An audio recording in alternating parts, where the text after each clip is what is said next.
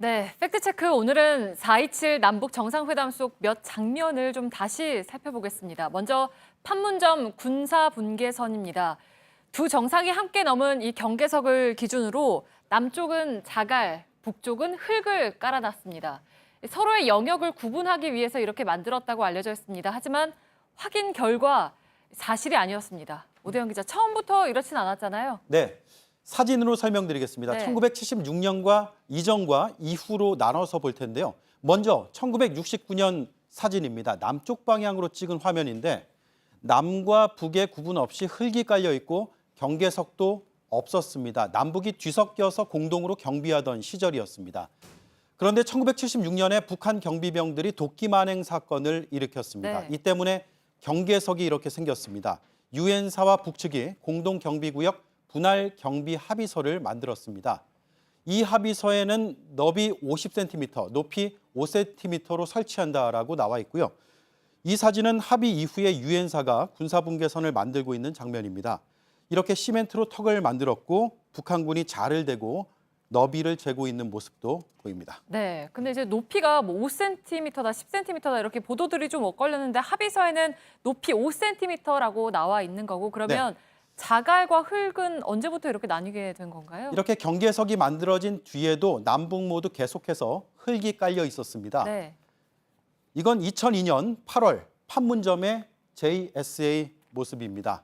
자갈은 보이지 않습니다. 네. 그 다음 사진은 2003년 7월의 판문점인데 이때는 자갈이 깔려 있습니다. 네. 그러니까 뭐 알려지기로는 남북이 서로를 좀 구분하기 위해서 다른 재질로 했다라는 거잖아요. 여러 언론들이 그렇게 보도했습니다. 저도 지난 금요일에 뉴스 특보 진행하면서 그렇게 말씀을 드렸는데요. 확인해 보니까 사실이 아니었습니다. 이렇게 바뀐 건 2002년에서 2003년 사이입니다. 유엔 사령부가 JSA 개보수 공사를 했습니다. 정전협정 50년이 되는 해였습니다. 이때 유엔사는 남쪽에 자갈을 깔기로 했습니다. 또 북쪽에도 자갈을 함께 깔도록 지원하겠다고 제안을 했습니다. 그런데 북측은 유엔사의 지원을 거절했습니다. 네. 이 때문에 남쪽은 자갈, 북쪽은 흙이 된 겁니다. 구분할 목적이 있었던 건 아니었습니다. 네. 그리고 바로 다음 장면도 또 볼까요? 좀 이 장면이 인상적이었다라는 분들이 꽤 많더라고요. 그러니까 김정은 위원장이 차로 이동을 하고 있는데 경호원들이 V자 모양으로 저렇게 차를 따라가면서 뛰는 모습. 예. 누군가요, 지금? 네, 저렇게 저게 뛰고 974 부대라고 합니다. 974 부대는 3,000명 규모인데 우리 대통령 경호처와 흡사합니다. 네. 김 씨 일가의 경호를 주로 전담을 하고 974는 김정일 위원장이 후계자로 지명이 됐던 1974년에서 따왔다고 합니다. 근데 이렇게 차량을 좀 따라가면서 뛰는 모습이 굉장히 생소하잖아요. 네, 그게 최상위의 경호법이라고 알려져 있는데 늘 이렇게 경호하는지는 확인되지 않았습니다. 이들은 통상 190cm 이상의 체격이고 김 위원장 근접거리에서 무기를 소지할 수 있다고 합니다.